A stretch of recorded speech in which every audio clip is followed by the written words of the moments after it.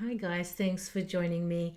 I'm going to take you through a mindful eating challenge for 4 to 6 year olds, and the core group is probably going to be the 5 year old that's very good at doing this.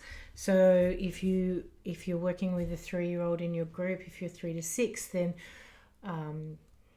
it's a good opportunity to see where a 3 year old is at as far as their fine motor skills are going, and it's a way to develop them without needing to put pens in their hands. So it's called the fruit and cheese burger.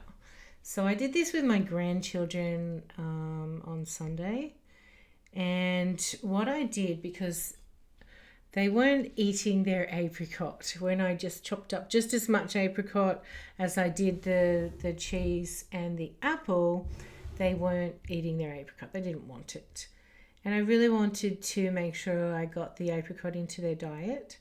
So in this challenge, I made sure that there was a whole plate full of apples. Similar to this, there was more apple. The whole apple was on there, and then there was half as much cheese, and then there was literally 4 little bits of one apricot. I'd cut it up and hadn't even put the whole thing on there.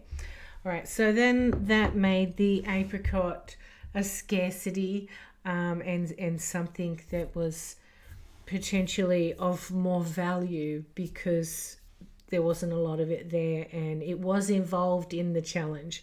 All right, so obviously the first thing we did was just pick up the food and smell it, and just noticing that crisp smell of the apple. Okay, so then we are holding, and we can put our elbow onto the table to make our arm nice and firm for us and stable, so our hands grounded. And then we have to hold our apple a certain way so that it is flat on the top. And we have to pinch it with our fingers. And then we have to pick up our apricot and we need to smell it. And see if we can smell that it's just not, it hasn't got that crispiness of the apple, has it? But can still smell that sweetness. And so then we need our other hand to balance the apricot onto the apple. We need to balance it correctly because we're going to take this other hand away. So we've got to hold this arm nice and firm and stable and grounded on the table there. Balance between our 2 fingers, pinching the apple and balancing that apricot on top. Then we're going down for our cheese and we need to smell it. And we can really smell that difference that cheese smell has in there. All right, so we're using this hand to balance on top very carefully. And now we have our fruit and cheese burger. But there's one more step. We need to hold our burger like this in order to put it in our mouth. All right, so that's the step there. And then we're eating. It's a mouth explosion. It really does taste good. It's a really good combo. If your children aren't eating sultanas, you can use a sultana instead. Another really good combo, the apple, sultana, and cheese. So it really does taste good, which makes it a fun experiment for them to do. And just really practicing these skills here is really going to help them later when they are ready to hold pens and pencils and things and do their drawing and even learning to stabilize. There's a lot of little exercises hidden in there, and the steps, the actual processes. The younger ones, so my 5-year-old was able to do this so well, my 5-year-old granddaughter, and she stacked 6 by the end of it. And as far as the apricot was concerned, as soon as those 4 pieces were gone, they were asking me, can we have more apricot, please, Nanny?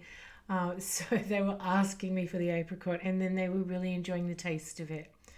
So anyway, Athena could stack 6 up. She was proud of herself and having a good time. Then she just did it on her own. We did it once together, and then it was just her doing it on her own and then showing me that end result. And then Dolly, my 3-year-old granddaughter, who will be 4 in 2 months' time, nearly 3 months' time, she was able to get to this level, but not here.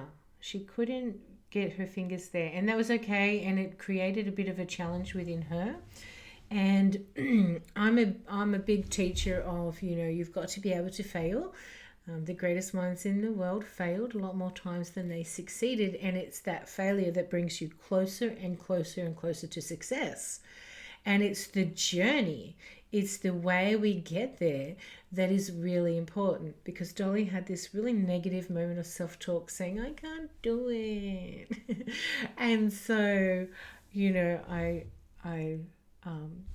took that as an opportunity to look as a teacher, as a mindfulness teacher, and as a grandmother, but to, as you can take this opportunity if you're working with children and you hear a negative self-talk, you can turn around and just replace that with a positive affirmation.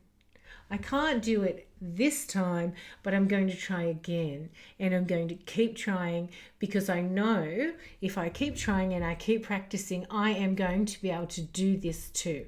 Athena can stack 6. I'm going to be able to do this. It's a matter of time. And so it's just a quick opportunity to just turn those thoughts around. And and so not only was she not able to actually do this, which I thought was so cute, not only because she could not do that, quite often she just forgot the step. She would get to here and then straight in her mouth, and I forgot to even try the other step I couldn't do. So it was really cute, and it's a great way to see as a teacher where they're up to as well. All right, so enjoy, and just let the group know how you went, and bye for now.